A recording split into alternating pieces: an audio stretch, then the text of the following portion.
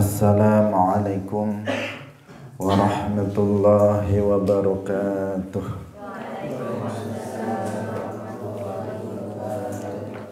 Alhamdulillahi rabbil alamin. Lahun ni'matu wa lahul fadlu wa lahul thana'ul hasan. Wa salawatullahil barrir rahim wal malaikatil muqarrabin ala sayyidina wa maulana Muhammadin wa ala alihi wa ashabihi tayyibin tahirin. Allahumma la sahla illa ma ja'altahu sahla wa anta taj'alul hazna idha syi'ta sahla. Allahumma arzuqna al-ikhlasa fi niyyati wal qawli wal amal. Wa ba'du. Ila Nabiyil Mustafa sallallahu alaihi wasallam wa ikhwanihi minal anbiya'i wal mursalin wa syuhada'i was salihin, khususan ila sultanil awliya Syekh Abdul Qadir Al-Jilani wa Syekh Ahmad Al-Rifai wa Syekh Bahaidin Naqsyabandi wa Syekh Abdullah Al-Harari wa ila arwahi muassisi jam'iyati Nahdlatul Ulama Syekh Muhammad Hashim Ash'ari wa Syekh Bisri Sansuri wa Syekh Abdul Wahab Hasbuwah wa ila arwahi jami'i ahli al-qubur minal muslimin wal muslimat. Al-Fatihah. A'udzu billahi minasy syaithanir rajim. Bismillahirrahmanirrahim. Alhamdulillahi rabbil alamin. Ar-Rahmanir Rahim. Maliki yaumiddin. Iyyaka na'budu wa iyyaka nasta'in. Ihdinas siratal mustaqim. Siratal ladzina an'amta 'alaihim ghairil maghdubi 'alaihim waladdallin. Amin. Hadirin hadirat kaum muslimin muslimat, pemirsa Madu TV rahimakumullah.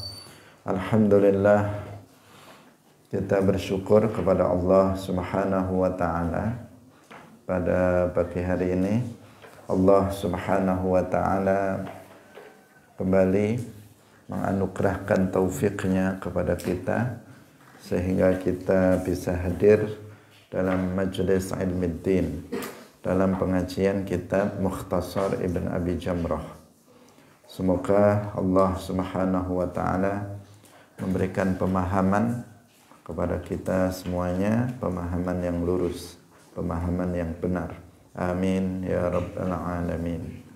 Salawat dan salam semoga tetap terlimpahkan kepada Nabi Agung, makhluk termulia Nabi Muhammad sallallahu alaihi wasallam, para sahabatnya, keluarganya, serta seluruh umat Islam yang mengikuti beliau ila yaumil qiyamah. Hadirin rahimakumullah. Mari kita ikhlaskan niat kita masing-masing. Kita ngaji lillahi ta'ala. Kita sampai pada hadis 56. Qala al-musannifu rahimahullahu ta'ala an Ibni Umar. Qala, saking Ibni Umar, qala wasdawuh sapa Ibnu Umar, Abdullah ibnu Umar. Qala wasdawa sapa nabiyyu kanjeng Nabi sallallahu alaihi wasallam lana maring kita. Lamma raja'a tatkalane bali sapa kanjeng Nabi minal ahzabi sangking perang Ahzab. La yusalliyanna ojo salat temen sapa ahadun wong suwiji ala asra ing salat asar illa fi Bani Quraidzah kejaba ing dalem Bani Quraidzah fa adraka ba'duhum al-asra fit tariq fadraka nuli nemoni sapa ba'duhum sebagiane wong Islam para sahabat al-asra ing asar fit tariqi ing dalam dalan. Boleh dibaca fa'adraka ba'duhum al-asra fit tariq atau fa'adraka ba'duhum al-asru fit tariq. Fa'ilnya yang menjadi al-asru. Tapi yang di sini apa? Fa'adraka ba'duhum al-asra. Al-asranya menjadi maf'ul bihi. Nah, sementara ba'duhum menjadi fa'ilnya. Fit tariqi ing dalam dalan. Faqala nuli ngucap sapa ba'duhum sebagian para sahabat la nusalli ora salat sapa kita hatta na'tiyaha sehingga teka sapa kita ing Bani Quraidzah. Wa qala lan ngucap sapa ba'duhum sebagiane para sahabat bal nusalli balik salat sapa kita. Lam yurid dalam sebagian nuskhah lam yurid orang ngarepaken sapa Kanjeng Nabi minna saking kita apa zalika mangkono iku fadzukira nuli den tutur apa zalika mangkono cerita kisah lin nabiyyi maring Kanjeng Nabi sallallahu alaihi wasallam. Falam yu'annif mangka ora keras, ora kasar sapa Kanjeng Nabi wahidan ing wong suwiji minhum sangking para sahabat. Hadirin rahimakumullah, diriwayatkan dari Ibni Umar, Abdullah ibni Umar.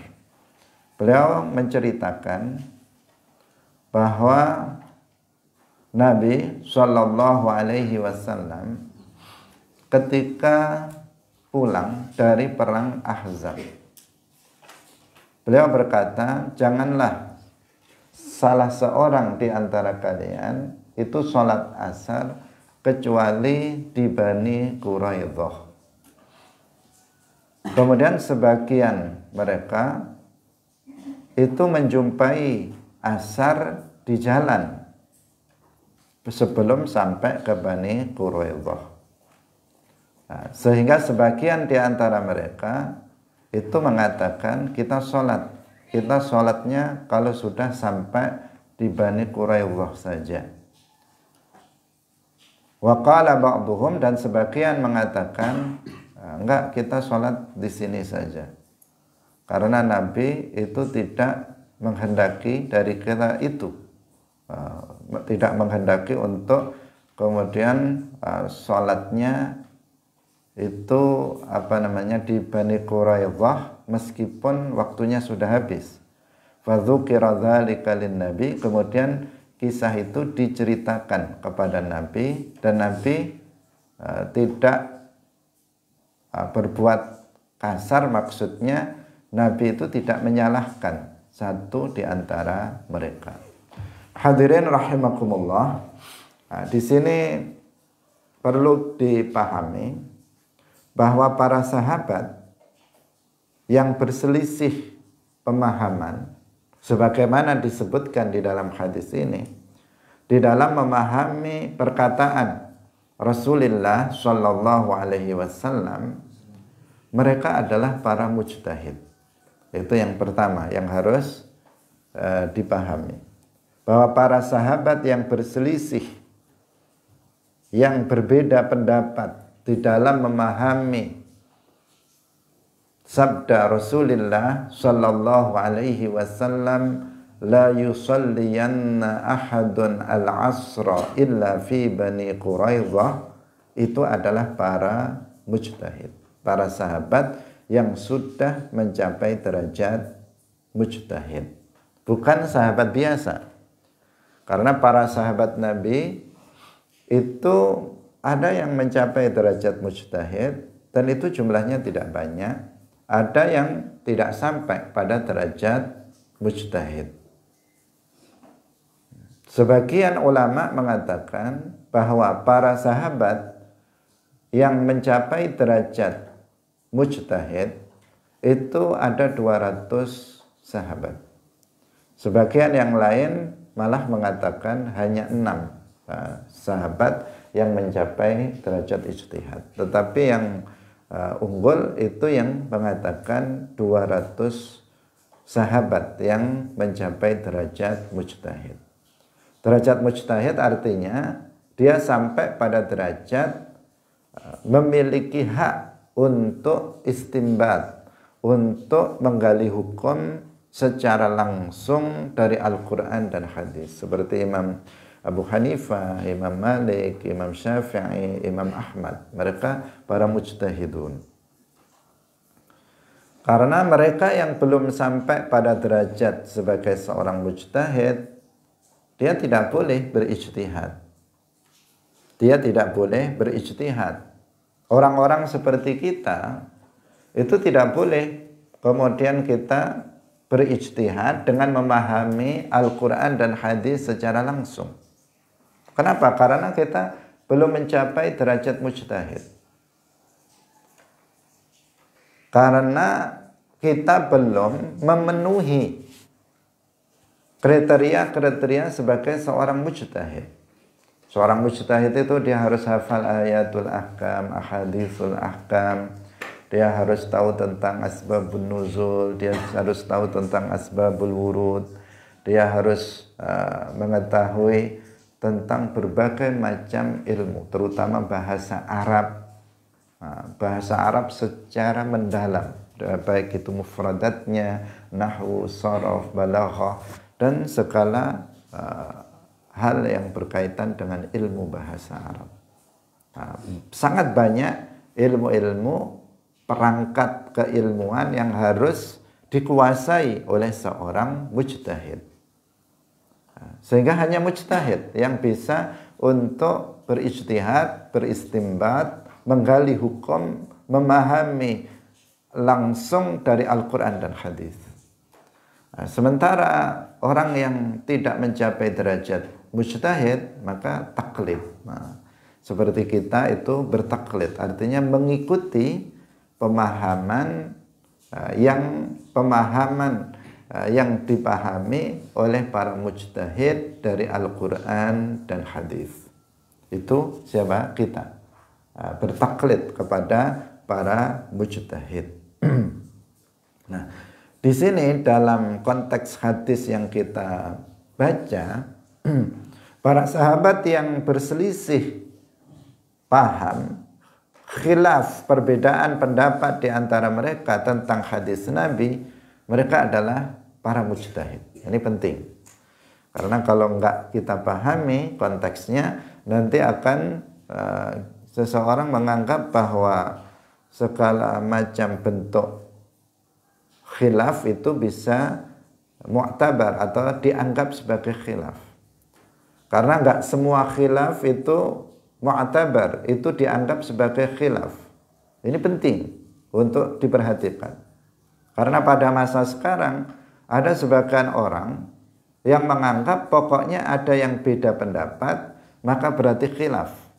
Pokoknya ada yang berbeda, yang memiliki pendapat yang berbeda, meskipun sudah ada yang menetapkan adanya ijma', kesepakatan semua mujtahid, meskipun sudah ada yang menegaskan adanya ijma', kalau ada kemudian seorang yang dianggap ulama berbeda pendapat, kemudian dianggap ijma'nya bubar. Ada sebagian yang mengatakan seperti itu, dan itu adalah sebuah kekeliruan. Justru ketika terjadi, sudah diikrarkan oleh ulama, ada kutipan tentang ijma'. Ijma' artinya kesamaan pendapat dari semua para ulama mujtahid.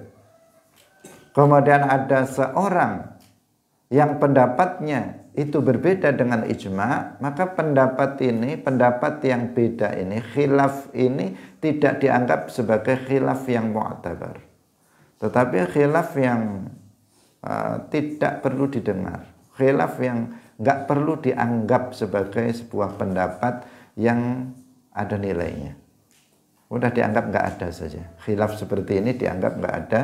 Yang harus dipegangi adalah ijma'. Ijma' apa?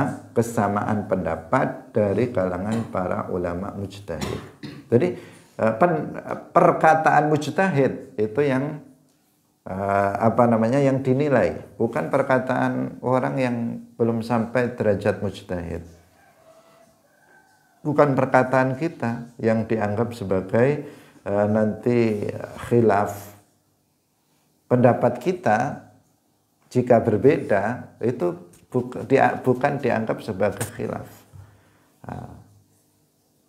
Dikatakan khilaf itu apabila ada seorang mujtahid yang berbeda pendapat tentang suatu permasalahan dalam hasil istimbat atau hasil ijtihad yang mereka lakukan dan sebelumnya tidak ada ijma' tentang hal itu. Paham? Hadirin rahimakumullah. Ini penting untuk diperhatikan sebagai kaidah. Karena akhir-akhir ini ada klaim setelah ada ijma' karena pendapat beberapa orang kemudian dianggap sesuatu itu tidak lagi mujma' alaih. Seperti hukum seorang mujassim, orang yang meyakini bahwa Allah itu berupa jisim, memiliki anggota badan, bertempat. Itu ijma' sudah menetapkan bahwa bahwa seorang mujassim itu hukumnya bukan muslim. Artinya dia menjadi kafir. Seseorang yang meyakini keyakinan tajassim. Tetapi kemudian, dan ini sudah mujma' alaih. Tapi kemudian ada seseorang yang berpendapat bahwa itu tidak kufur. Akhirnya dianggap itu sebagai khilaf. Bagaimana dianggap sebagai khilaf sementara yang berpendapat, sementara pendapat itu menabrak ijma'. Pendapat yang menabrak ijma' maka tidak mu'tabar. Hadirin rahimakumullah. Itu bukan pembahasan kita pada pagi hari ini. Pembahasan kita di sini adalah tentang bagaimana memahami bagaimana kecerdasan para mujtahid dari kalangan para sahabat di dalam memahami hadis Rasulullah Shallallahu Alaihi Wasallam. Sekembalinya Nabi dari perang Ahzab atau yang disebut dengan perang Khandaq, di mana orang-orang Yahudi pada berkhianat kepada Nabi dan bergabung dengan orang-orang musyrik Quraisy untuk bersama-sama memerangi Rasulullah Shallallahu Alaihi Wasallam. Itu yang disebut dengan perang Ahzab atau perang Khandaq. Di saat itu, ketika kembali dari perang Ahzab, Rasulullah Shallallahu Alaihi Wasallam bersabda kepada para sahabat, "La yusalliyanna ahadun al-asra illa fi Bani Quraidah." Makna zahirnya dikatakan, janganlah salah seorang kalian itu sholat asar kecuali di Bani Quraidah. Kecuali di Bani Quraidah. Ternyata ketika mereka itu pergi kembali ke di jalan itu sudah asar. Di jalan itu sudah asar. Ketika di jalan belum sampai ke Bani Quraidah, itu sudah asar. Di sini ada sebagian sahabat yang berpendapat, udah kita nggak usah sholat. Nabi kan mengatakan sholat asarnya di Bani Quraidah. Pendapat pertama ini berpegang kepada makna zahir dari hadis ini. Hadis ini makna zahirnya jangan sholat asar kecuali di Bani Quraidah. Berarti sholat asarnya itu di Bani Quraidah. Meskipun nanti waktunya sudah habis, meskipun sholat asar nanti kehabisan waktu, tetap kita sholatnya di Bani Quraidah. Kenapa? Karena Nabi nggak boleh kita untuk sholat sebelum sampai di Bani Quraidah. Sholat asarnya itu harus di Bani Quraidah. Itu yang dipahami oleh sebagian sahabat berdasarkan nas dari hadis ini, makna zahir dari hadis ini, dari hadis la yusalliyanna ahadun al-asra illa fi Bani Quraidah. Sehingga apa? Mereka kemudian nggak sholat di jalan, mereka nggak sholat, sehingga habis waktu asar dan kemudian masuk sholat maghrib, baru sampai di Bani Quraidah dan sholat asarnya di sana setelah habis waktu asar, karena asarnya ternyata masih di jalan. Ini memahami dari apa? Dari makna zahir hadis Rasulullah Sallallahu Alaihi Wasallam. Kemudian sebagian yang lain, para sahabat yang lainnya itu mengatakan kita sholat di jalan. Meskipun Nabi mengatakan la yusalliyanna ahadun al-asra illa fi Bani Quraidah, tetapi kita sholat di jalan. Karena Nabi itu yang dikehendaki Nabi, ini dia sahabat yang ini tidak mengambil makna zahir, tetapi dia mengambil secara makna. Bahwa Nabi ini tidak menghendaki kita untuk berarti sholat asarnya itu harus di Bani Quraidah, tetapi Nabi itu menghendaki agar kita itu cepat, agar kita ini buru-buru di dalam perjalanan, agar nanti sebelum maghrib itu sudah sampai di Bani Quraidah. Itu yang dikehendaki Nabi. Jadi ketika Nabi mengatakan janganlah salah seorang kalian sholat asar kecuali di Bani Quraidah, itu maksudnya kita harus cepat-cepat pulangnya, perjalanannya harus kita percepat sehingga di waktu asar kita sudah sampai di Bani Quraidah dan kita bisa sholat asar di Bani Quraidah pada waktunya, yaitu pada waktu asar. Itu yang dikehendaki Nabi. Bukan berarti kita nggak boleh sholat asar kecuali di Bani Quraidah secara zahir seperti itu. Karena kalau seperti itu ya nanti sholatnya setelah habis waktu. Karena nyatanya mereka mendapati asarnya itu bukan di Bani Quraidah, tetapi ketika mereka masih dalam perjalanan. Paham? Jadi di sini ada sebagian sahabat yang mujtahid itu mengambil makna zahir dari hadis Nabi.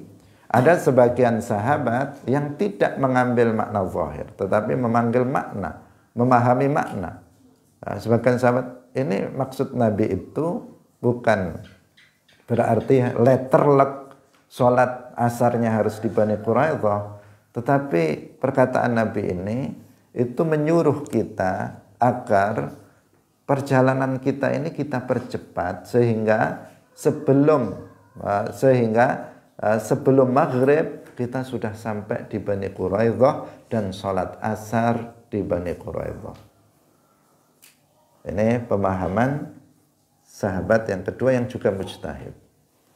Nah, adanya khilaf, perbedaan pendapat ini kemudian diceritakan kepada Rasulullah Shallallahu Alaihi Wasallam, falam yu'annif wahidan minhum. Kemudian Nabi di sini tidak menyalahkan salah satu dari mereka. Kenapa? Karena keduanya sama-sama mujtahid. Yang berpendapat tadi sholat asarnya di Bani Quraidah saja meskipun waktu sudah habis, itu mujtahid sehingga tidak disalahkan. Kemudian yang berpendapat bahwa sholatnya tidak harus di Bani Quraidah, tetapi di jalan juga nggak apa-apa ketika waktu asar sudah masuk, itu juga tidak disalahkan. Nah, tidak disalahkan hal yang seperti itu. Kenapa? Karena kedua-duanya mujtahid. Kalau salah satunya bukan mujtahid, tentu itu akan berbeda, ceritanya akan beda. Pasti yang pendapat yang bukan mujtahid itu dianggap sebagai keliru. Karena seseorang yang berbicara tentang agama berdasarkan pendapatnya sendiri, padahal dia bukan seorang mujtahid, maka dia telah melakukan sebuah kesalahan. Nah, meskipun seandainya bertepatan pendapatnya itu adalah benar. Di dalam riwayat yang lain itu disebutkan apabila seorang mujtahid, al-hakim yang mujtahid itu berijtihad, kemudian melakukan kebenaran, kemudian dia pendapatnya itu benar, maka dia dapat 2 pahala. Pahala dari ijtihadnya dan pahala dari kebenarannya. Kalau seorang mujtahid kemudian dia berijtihad dan kemudian salah, maka dia dapat 1 pahala, yaitu pahala ijtihadnya, bukan pahala hasil ijtihadnya yang keliru. Karena dalam ketika seorang mujtahid itu melakukan ijtihad, maka hasilnya itu ada kalanya benar dan ada kalanya salah. Karena itu pendapat seseorang. Pendapat seseorang berdasarkan ilmu yang dimilikinya untuk menggali hukum atau untuk beristinbat dari Al-Quran dan hadis. Tetapi itu bagi siapa? Bagi mujtahid. Kalau ada orang seperti kita, kemudian dia berijtihad, maka tidak dikatakan kalau benar dapat 2 pahala, kalau salah dapat 1 pahala. Yang ada apalah? Yang ada apa? Dia dosa. Karena bukan hak dia untuk bisa berijtihad. Orang bodoh kok berijtihad. Orang bukan mujtahid kok berijtihad. Enggak boleh orang yang seperti kita bicara tentang agama berdasarkan pendapat kita sendiri. Enggak boleh kita bicara tentang agama mengatakan menurut pendapat saya. Tidak boleh. Yang boleh mengatakan itu adalah seorang mujtahid. Imam Syafi'i boleh mengatakan menurut pendapat saya. Imam Abu Hanifah boleh mengatakan menurut pendapat saya. Tapi orang seperti kita tidak boleh bicara tentang agama menurut pendapat saya. Karena kita bukan mujtahid. Kalau orang seperti kita bicara tentang agama menurut pendapat saya, maka berarti dia telah berfatwa tanpa ilmu. Dan seseorang yang berfatwa tanpa ilmu, maka akan dilaknat oleh para malaikat. Dia akan jatuh kepada dosa besar. Hadirin rahimakumullah. Ini makna dari hadis ini yang penting untuk kita uraikan.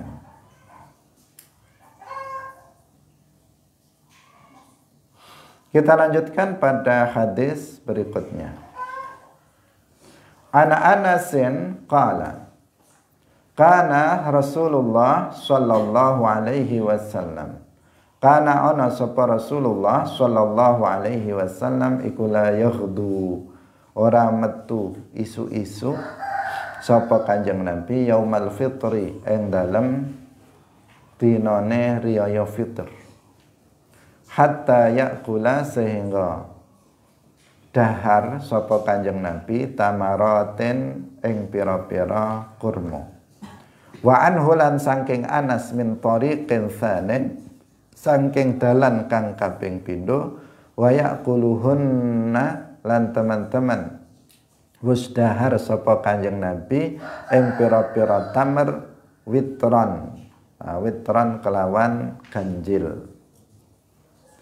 Diriwayatkan dari Anas bin Malik radhiyallahu anhu, beliau berkata, Rasulullah Shallallahu alaihi wasallam itu tidak keluar pagi-pagi pada hari Idul Fitri. Artinya untuk sholat hatta ya'kul at-tamarat, sehingga beliau itu memakan beberapa kurma. Dan dari Anas juga, dari jalan yang lain, dari riwayat yang lain, bahwa Nabi itu memakan kurma, jumlahnya itu adalah ganjil. Hadirin rahimakumullah, ini hal yang disunnahkan, hal yang disunnahkan di saat Idul Fitri. Pada Idul Fitri sebelumnya kita akan melaksanakan puasa Ramadan, 1 bulan penuh kita melaksanakan puasa Ramadan.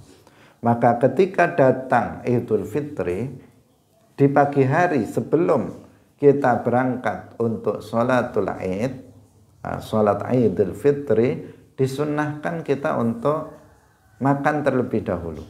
Makan terlebih dahulu, dalam hal ini Nabi itu yang dimakan adalah kurma, beberapa kurma. Dan jumlahnya itu ganjil. Sebagian mengatakan bahwa beliau memakan 3 buah kurma. Ada yang mengatakan 5 buah kurma, ada yang mengatakan 7 buah kurma.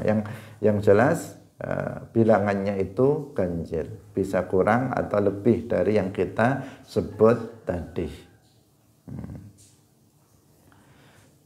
Ini berbeda dengan Idul Adha. Kalau Idul Adha itu dibalik, kita disunnahkan makannya, atau kalau pagi itu namanya sarapan, itu setelah sholatul Id, sholat hari raya. Kalau dalam Idul Fitri kita disunnahkan sarapan dulu baru sholat Idul Fitri. Kalau dalam sholat Id, dalam Idul Adha kita sholat dulu baru sarapan.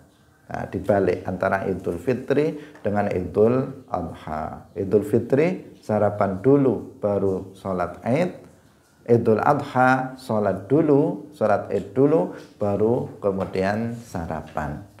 Itu bedanya. Nah, cuman zahir hadis di sini Rasulullah Shallallahu Alaihi Wasallam yang dimakan itu adalah kurma. Nah, kurma untuk menandakan bahwa hari ini sudah nggak puasa lagi. Setelah 1 bulan penuh diwajibkan untuk berpuasa, kemudian pagi-pagi sebelum sholat Idul Fitri makan dulu, makan kurma untuk menandakan bahwa pada hari ini adalah hari Idul Fitri yang beliau sudah tidak berpuasa. Bahkan puasa pada Idul Fitri, demikian juga Idul Adha itu diharamkan.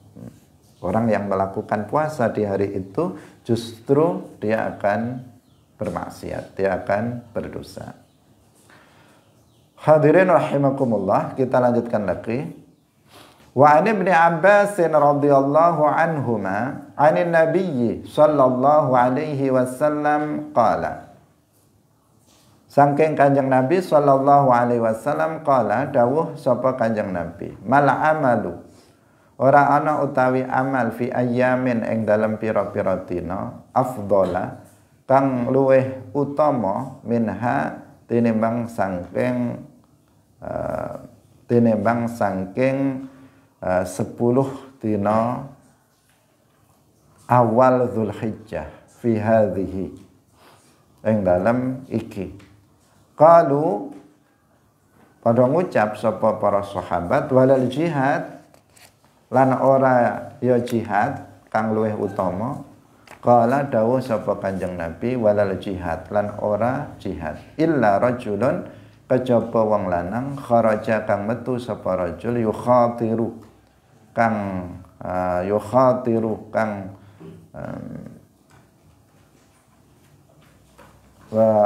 kang bahayani utawa kang bahayani sapa utawa ing nantang bahaya sapa rajul binafsihi kelawan awak dhewe ne rajul, wa malihi lan bondone rajul, falam yarji mongko ora bali sapa rajul bisyai'in kelawan suwiji-wiji.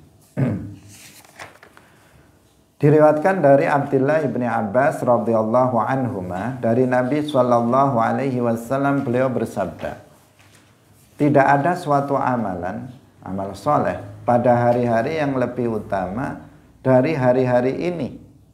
Yang dari hari-hari ini artinya dari amalan yang dilakukan pada hari-hari ini.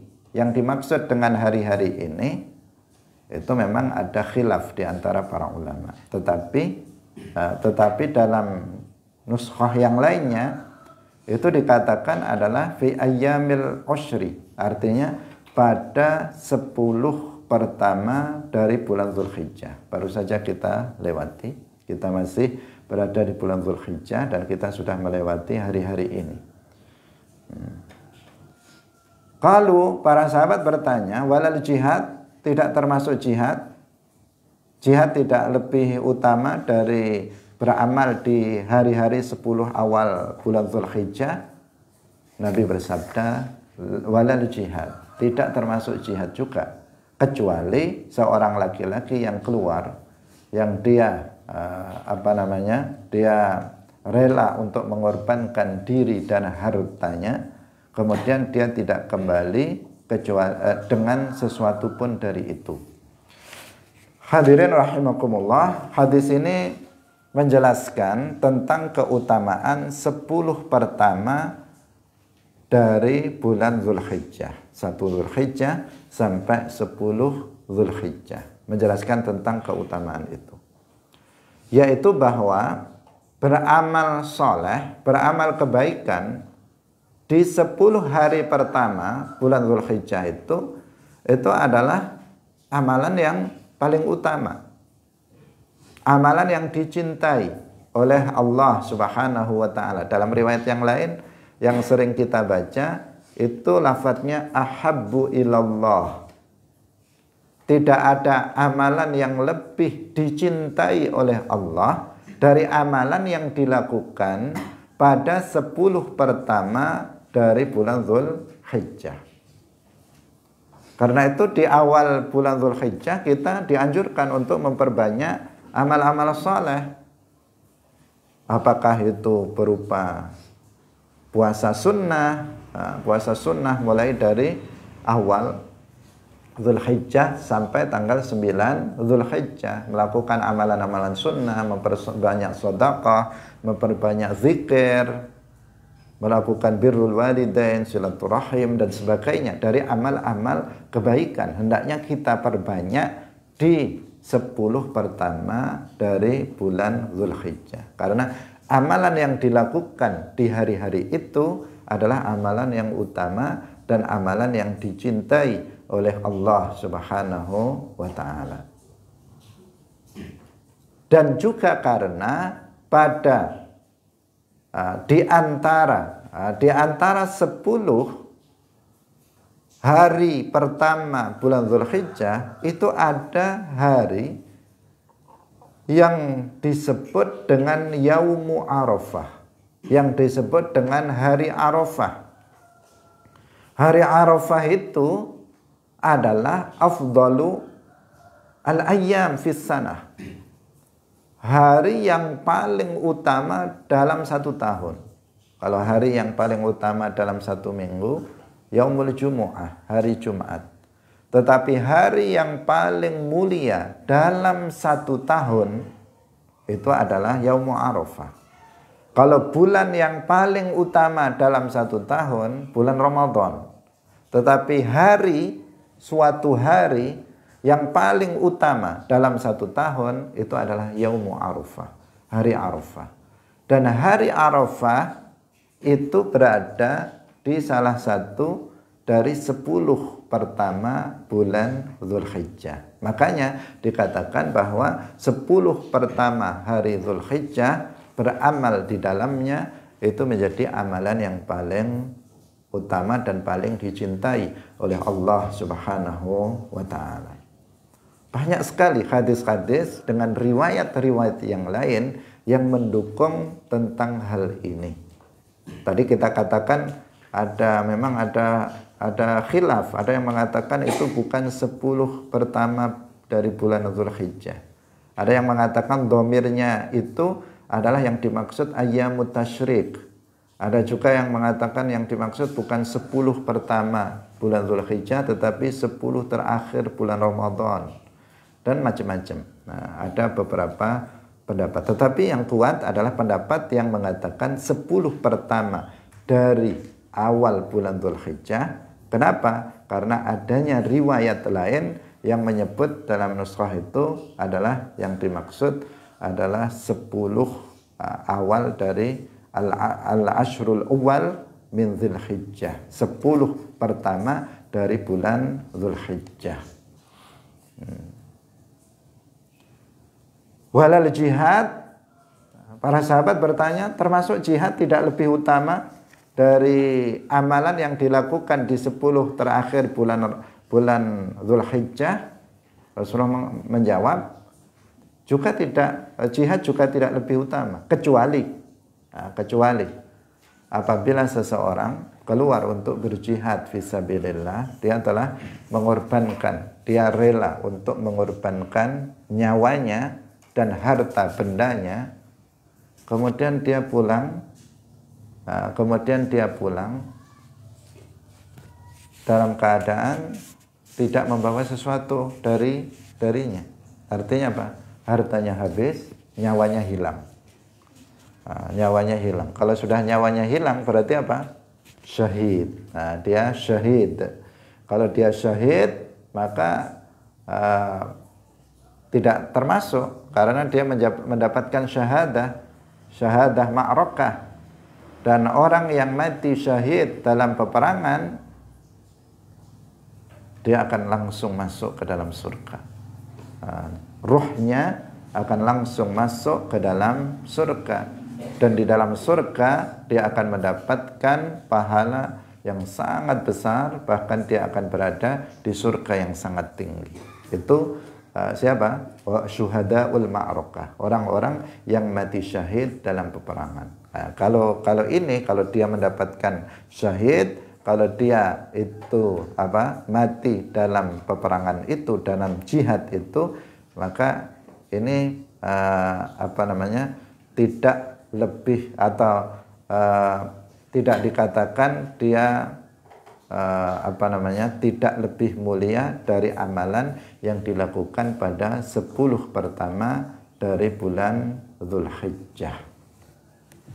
Karena apa? Syahid. Nah, yang dia dapatkan adalah mati syahid. Hadirin rahimakumullah. Kemudian kita lanjutkan pada hadis berikutnya. Ani bin Umar, saking Ibni Umar radhiyallahu anhu qala, kana nabiyyu, kana ana sapa nabiyyu kanjeng Nabi sallallahu alaihi wasallam iku yusolli salat sapa kanjeng Nabi fis safari ing dalam lelungan, ala rahilatihi ing atase binatang tunggangane kanjeng Nabi, haitsu tawajjahat sekirane ngadep apa rahilatihi bihi kelawan kanjeng Nabi, yumi'u aweh isyarat sapa kanjeng Nabi imaan kelawan isyarat. Salatul laili utawi salat bengi illal faraidha, salatul laili ya ing salat wengi illal faraidha kejaba salat fardu. Wa yutiru lan witir sapa kanjeng Nabi ala rahilatihi ing atase binatang tunggangane kanjeng Nabi. Diriwayatkan dari Abdullah bin Umar radhiyallahu anhu, beliau berkata, Nabi sallallahu alaihi wasallam itu salat dalam bepergian, dalam safar, dalam bepergian di atas binatang tunggangan beliau, kemanapun binatang tunggangan itu mengarah. Dan Nabi memberikan isyarat. Artinya ketika rukuk dan sujud itu memberikan isyarat. Pada sholat malam, maksudnya sholat malam di sini yang dimaksud adalah sholat sunnah mutlak, sholat sunnah secara mutlak. Illal faraid, kecuali sholat fardu, kecuali sholat fardu, dan beliau itu melakukan sholat witir di atas binatang tunggangannya. Hadirin rahimakumullah, ini penting untuk kita jelaskan agar seseorang itu tidak keliru dalam pelaksanaan sholat.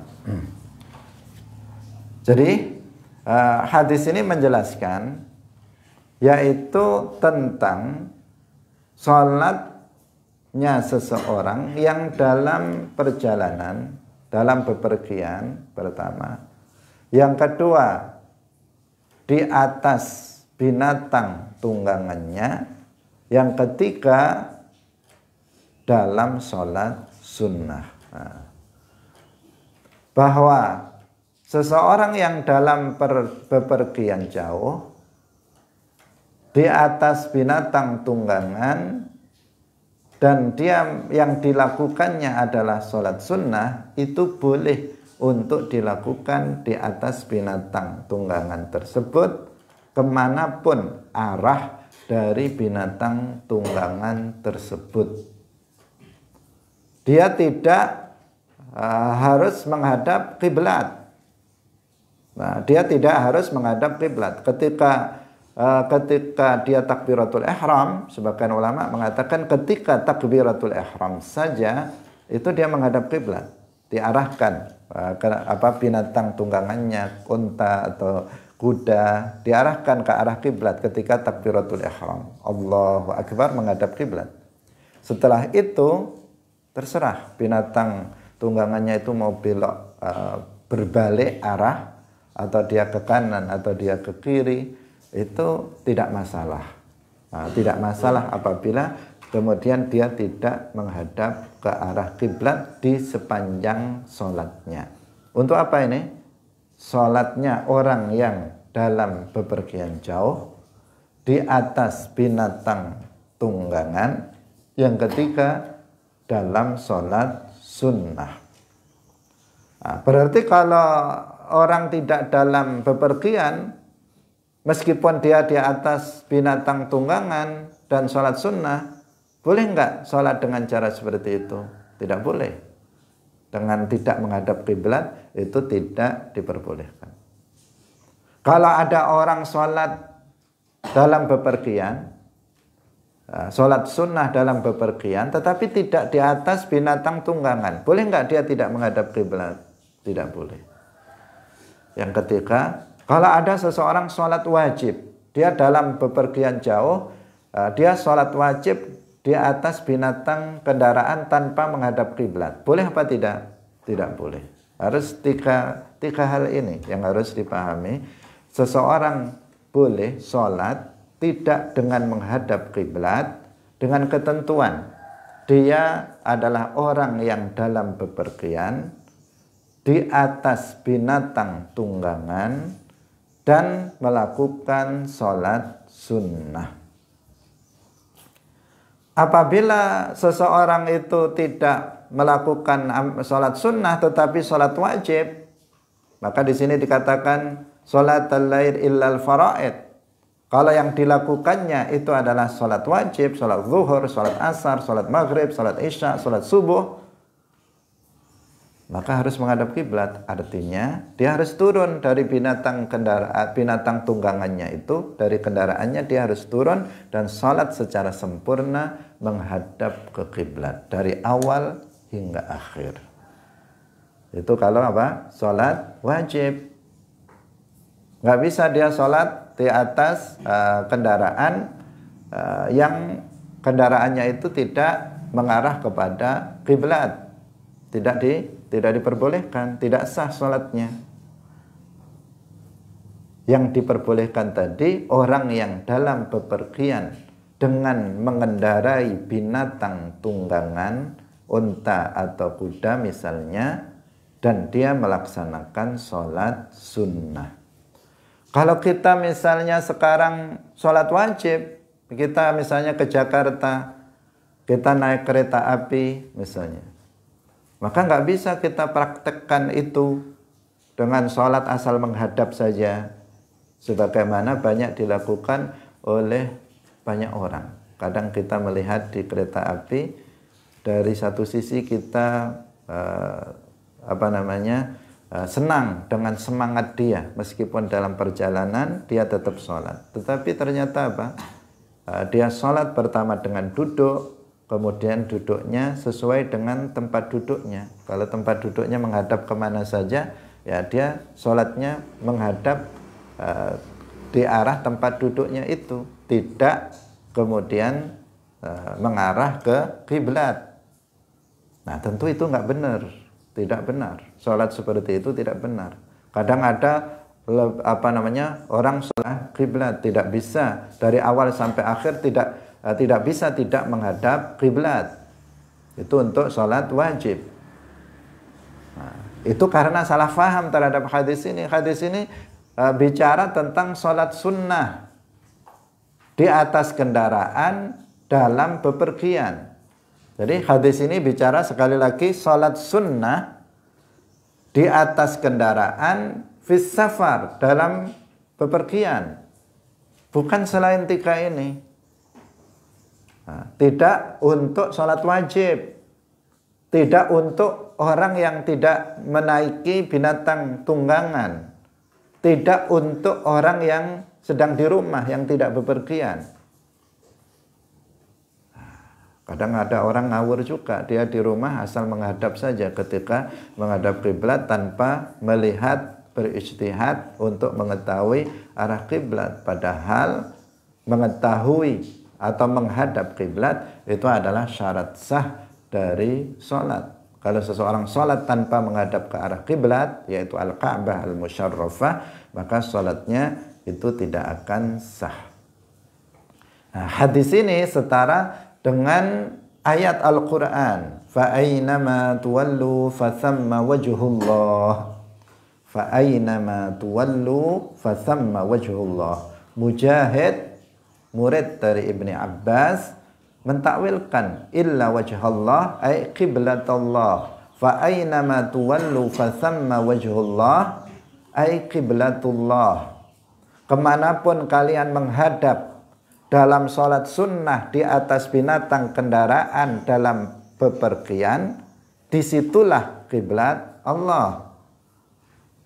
Itu makna fa aynama tuwallu fa thamma wajhullah. Jadi kemanapun kalian menghadap dalam sholat sunnah di atas binatang tunggangan dalam bepergian, disitulah kiblat Allah. Artinya seseorang kalau sholat sunnah di atas binatang kendaraan dalam perjalanan, kemanapun binatang itu mengarah, di situ kiblat Allah. Dia tidak diwajibkan untuk menghadap kiblat secara langsung sepenuhnya dari awal hingga akhir. Itu maksud dari ayat itu. Wajhullah di situ artinya adalah qiblatullah. Karena kata wajah dalam bahasa Arab itu memiliki banyak makna. Bukan artinya wajhullah itu adalah muka, anggota badan. Bukan berarti Allah itu punya anggota badan berupa muka. Enggak. Tetapi wajhullah, Mujahid, seorang tabi'in, minat tabi'in, murid dari Ibnu Abbas, terjumanul Quran, beliau mengatakan ay qiblatullah. Dan dalam ayat-ayat yang lain, wajhullah itu memiliki beberapa makna. Terkadang bermakna ikhlas lillahi ta'ala. Seperti kita mengatakan ahduru fi hadzal majlis liwajhillah. Ahduru yabqa wajhu rabbika dzul jalali wal ikram. Apa artinya wa yabqa wajhu rabbika? Ay dzatu rabbika. Artinya zat, wajah di sini artinya adalah zat, bahwa zat Allah itu akan abadi, tidak akan sirna. Dan zat Allah yang dimaksud adalah hakikatullah, hakikat Allah. Dan tidak ada yang mengetahui hakikat Allah illallah. Tidak ada yang mengetahui hakikat Allah kecuali hanya Allah, karena hakikat Allah itu bukan jisim, bukan benda. Kullu syai'in halikun illa wajhah. Apa artinya illa wajhah? Al-Bukhari minas salaf mentakwilkannya dengan illa mulkahu, illa mulkahu. Segala sesuatu itu akan hancur, segala kekuasaan itu akan hancur kecuali kekuasaan Allah yang akan tetap abadi, tidak akan berakhir, tidak akan sirna, tidak akan hancur. Hadirin rahimakumullah, waktu sudah habis. Semoga bermanfaat bagi kita semuanya. Barakallahu fikum, wallahul muwaffiq ila aqwamit thariq. Wassalamualaikum warahmatullahi wabarakatuh. La ilaha